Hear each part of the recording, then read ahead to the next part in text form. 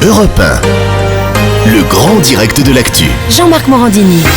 Qui est Marco Vujasinovic. Bonjour. Bonjour. Merci d'être avec nous. Vous êtes cofondateur et président de Météo Job, l'un des leaders du recrutement en ligne en France. 2014 est donc une année noire pour le chômage en France. Nouvelle hausse du nombre de demandeurs d'emploi en décembre. On approche désormais les 3,5 millions de chômeurs sans activité uniquement en métropole. Un chiffre qui monte à 5 millions si on ajoute les personnes ayant une activité réduite et qui travaillent à temps partiel ou en intérim. La situation est donc sérieuse, très sérieuse, voire grave pour certaines personnes qui n'ont plus de revenus aujourd'hui. On va essayer avec vous d'avoir quelques trucs, quelques astuces pour retrouver du travail. D'abord, quelle est la principale faiblesse en France des gens qui cherchent du travail ? Je voudrais juste dire que c'est quand même assez difficile, donc bien évidemment, bien sûr, c'est pas facile. Je pense que le premier point, c'est d'avoir une approche ouverte de sa recherche d'emploi. Alors, il y a différentes manières d'ouvrir sa recherche d'emploi. La première manière, c'est sur le poste lui-même. Je crois qu'il faut pas seulement chercher le poste idéal, mais chercher un poste et des postes autour de ce poste. Alors, par exemple, sur Météo Job, on a un système qui est sympa, c'est qu'on met son poste et le système automatiquement vous propose des postes qui sont très proches, sur lequel vous pourriez postuler. C'est-à-dire qu'on ouvre sa recherche. Il faut ouvrir sa recherche. Donc la première question, c'est qu'est-ce qu'on recherche, et ouvrez votre recherche. Ne cherchez pas un poste idéal parce que vous n'allez pas forcément le trouver. Peut-être vous allez le trouver, mais pas forcément. Et donc il faut avoir cette recherche ouverte. Le deuxième point, c'est d'être ouvert aussi géographiquement. Ça, c'est pas facile parce que beaucoup de personnes ont des contraintes personnelles, familiales. Mais il y a quand même 400 000 emplois qui sont pas pourvus en France.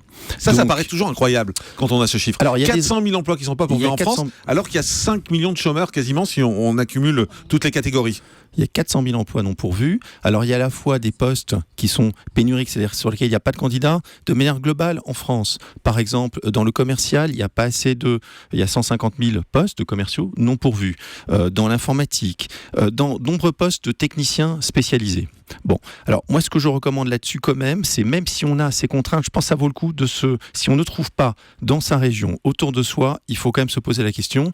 Et à nouveau, sur Météo Job, il y a encore une fois quelque chose de sympa, c'est-à-dire qu'on peut mettre effectivement une recherche France entière et le système automatiquement va vous proposer tous les postes qu'on appelle soleil, c'est-à-dire qui correspondent parfaitement à votre profil sur l'ensemble de la France. Ça ne veut pas dire que c'est pour vous, ça ne veut pas dire que vous pourrez le faire, mais je pense que ça vaut le coup de regarder. Mais il y a un problème aussi, c'est peut-être la rédaction des CV.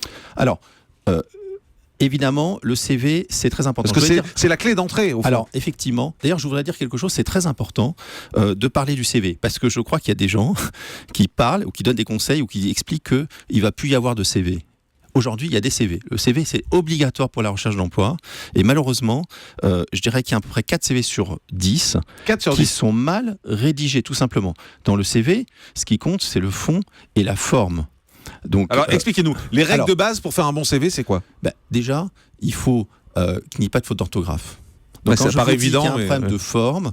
Les 4 CV sur 10 qui ont un problème de forme, c'est essentiellement des problèmes de faute d'orthographe et simplement de présentation. Donc, faites-vous relire, aider. Alors, je pense que pratiquement tout le monde peut se faire relire par quelqu'un qui est capable de s'assurer que vous n'ayez pas de faute d'orthographe. Également, ce qui est sympa, c'est que si vous avez exercé un poste et vous postulez un poste qui est le même, donc normalement vous avez des bonnes chances, mettez un titre à votre CV, qui est ce poste, parce que ça va vraiment tout de suite attirer l'attention. C'est le poste que vous recherchez, je pense que vous aurez plus de chances. Par exemple, responsable commercial. Voilà, c'est responsable commercial. Vous êtes responsable commercial, vous postulez un poste de responsable commercial, mettez le titre. En gros, comme ça, le recruteur va tout de suite peut-être sélectionner votre CV parmi la pile de CV. Il faut mettre sa photo, par exemple, ou pas ? C'est pas nécessaire. C'est pas nécessaire. C'est pas obligatoire, non. Ouais. Les autres conseils importants, voilà. On ne sait jamais dans quel ordre on le fait. On met d'abord les expériences récentes ou les plus anciennes ? Non, il faut commencer par les expériences les plus récentes. Ouais. En haut du CV, les expériences les plus récentes. Et on ne commence même pas par les diplômes. En haut, c'est les expériences. Oui, les expériences. Et puis dans les expériences, peut-être montrer les compétences que vous avez ou ce que vous avez accompli. Donc, c'est pas que le diplôme, c'est l'expérience et vos compétences. Donc ça, c'est très important. Et la motivation, la fameuse lettre de motivation qu'il faut joindre. On se dit toujours, mais qu'est-ce qu'on va raconter, quoi ? Tout le monde doit écrire pareil, je suis motivé, j'ai envie de travailler chez vous. Enfin, c'est des banalités. C'est pareil, c'est très important quand même. C'est-à-dire, pas dans tous les postes, mais le fait d'écrire quelque chose, même quelque chose, même un paragraphe, c'est bien. Ça ne veut pas dire qu'il va être lu nécessairement, mais forcément les gens qui font ça veut dire qu'ils sont plus motivés. Il faut écrire à la main ou il faut écrire à la machine ? Non, mais maintenant tout se passe sur Internet. D'accord. Non, on n'écrit plus à la main. C'est pas fini. signe de meilleure motivation que d'écrire quelque chose à la main. Tout se passe sur Internet. Ouais. Donc sur Internet, il faut être évidemment inscrit sur Météo Job, mais aussi sur tous les Pôle sites, emploi et les autres sites. Aussi avoir un profil sur un réseau social. Également faire des recherches sur Internet, sur barre Google. Et puis surtout, essayer de vous concentrer sur quand même les postes qui vous correspondent. Parce que je sais qu'il y a des gens qui envoient des tonnes de CV. C'est un peu un acte, comment dirais-je, désespéré. C'est-à-dire vous envoyez plein de CV, etc. Ouais, on entend plein de gens qui nous disent j'ai envoyé 20, 30, 40 CV et j'ai jamais de réponse en plus. Oui, c'est ce qu'ils nous disent souvent. Pas très bon, ça sert à rien.